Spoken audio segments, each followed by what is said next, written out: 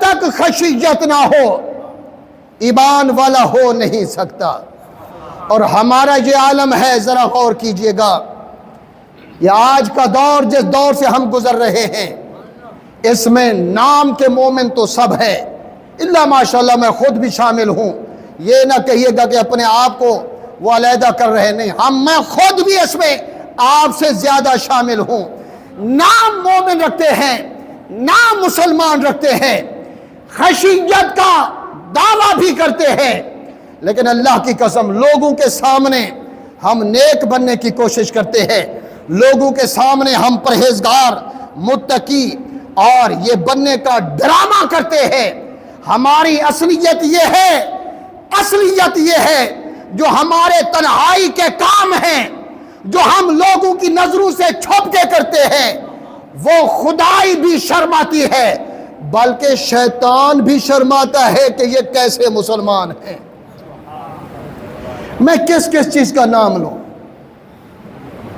ہمارے ہاں تو یہ عالم ہے کہ ہم جس معاشرے میں ہم نے آنکھ کھولی ہے، یہاں پر مزدور سے لے کر مزدور سے، جو کہتے ہیں میں غریب ہوں، پھٹے پرانے کپڑے ہیں، مزدور سے زیادہ بے ایمان کوئی شخص نہیں دیکھا۔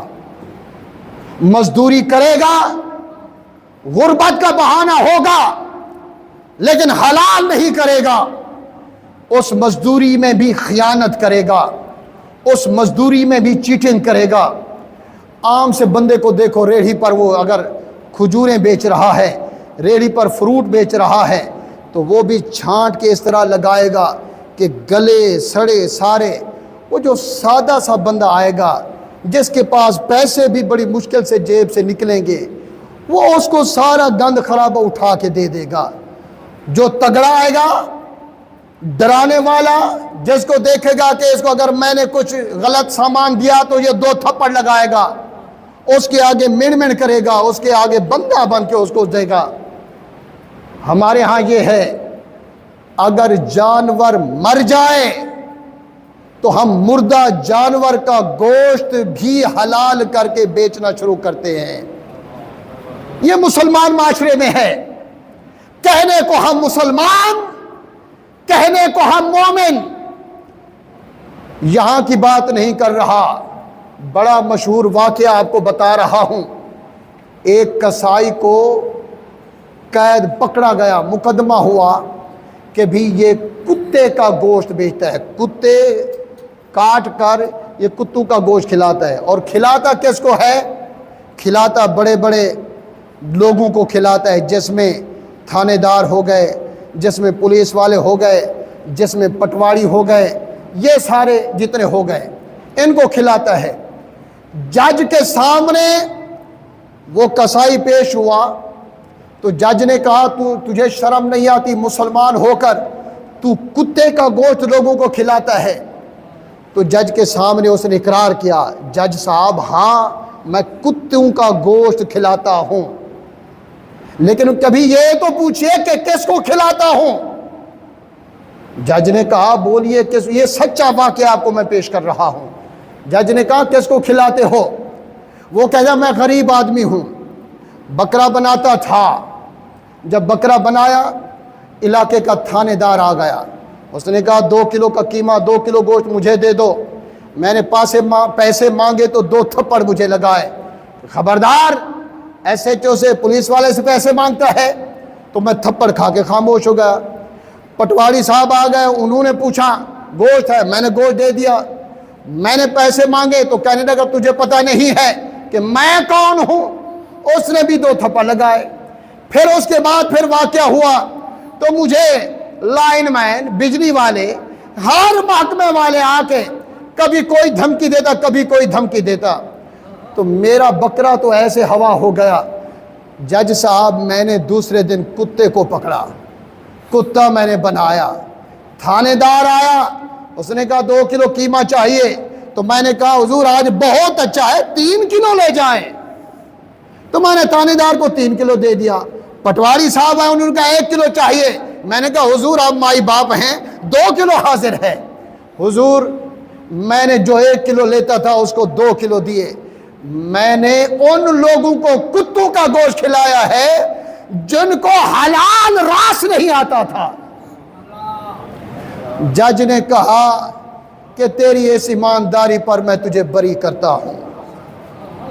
آج کل کا جج تو نہیں تھا نا، وہ جج بھی کوئی اچھا ہوگا۔ اس نے کہا آج کل کے جج جو ہوتے ہیں فیصلہ کر کے پھر لندن بھاگ جاتے ہیں کہ ایسا نہ ہو کہ شام تک پھر ہمارے کوئی جوتے پڑے۔ یہ ہے ہمارا تقوی، معاشرے کا ہمارا حال یہ ہے۔ کھاتے ہم حرام ہیں، رب سے دعا مانگتے ہیں کہ مولا ہمیں حلال عطا فرما۔ کرتے ہم ہر مسئلے میں خیانت کرتے ہیں، اور تو کوئی نہیں۔ اگر پیروں کو دیکھا جائے تو پیروں سے بڑھ کر کوئی خائن ہو ہی نہیں سکتا۔ میں منبر رسول پہ بیٹھ کر ایمان سے عرض کر رہا ہوں، اس وقت 100%، 100% جو جہالت پھیلانے میں جتنا پیروں کا کردار ہے اتنا کسی اور کا کردار نہیں ہے۔ ایسی مزارات ہیں، ایسے ولیوں کے مزار ہیں، بے شک اللہ کے ولی جو گزرے ہیں نیک گزرے ہیں، اللہ کے ولی جو گزرے ہیں وہ ہمارے سر کے تاج ہیں، ان کے در اقدس کی خاک ہماری آنکھوں کا سرما ہے۔ لیکن نااہل، ناہنجار، جاہل جو ان کے سپوت بن کے بیٹھے ہیں، مزاروں پہ جن کا قبضہ ہے، جاہل لوگ آتے ہیں، وہ کہتے ہیں کہ حضور میری تقدیر آپ نے بدلنی ہے۔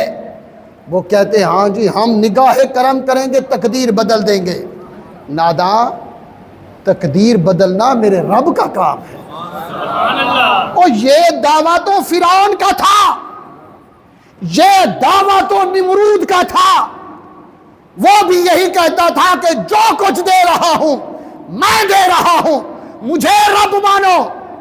تو اللہ پاک نے نمرود کے دماغ پر ایک مچھر بٹھا دیا جو اس کو کاٹتا تھا، پھر وہ سر میں وہ لکڑیاں اٹھا کر ہاتھوں سے مکے مارتا، تھوڑا سکون آ جاتا۔ پھر ایک دن غصے میں آ کر اپنا جوتا سر پہ مارنے لگا تو پھر زیادہ سکون آیا۔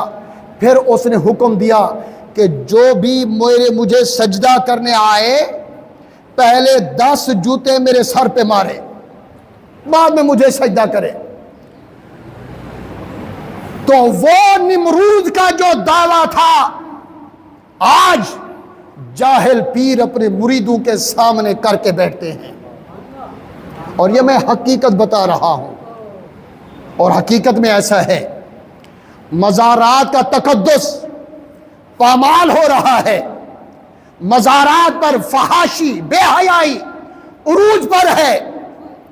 جو ذمہ دار پیر ہے اس کا کام، ذمہ داری یہی ہے کہ وہ پہلے ان خرافات کو دور کرے۔